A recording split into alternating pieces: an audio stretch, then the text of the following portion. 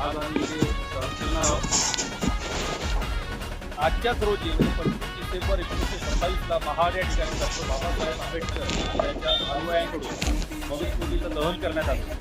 आता हे मनुस्मृतीचं दहन का करण्यात आलं त्याचं एक कारण सांगतो. याच्यामध्ये वेगवेगळे असे श्लोक आहेत ज्यामध्ये शूद्र को भोजन के लिए जूता अन्न पहनने को पुराने वस्त्र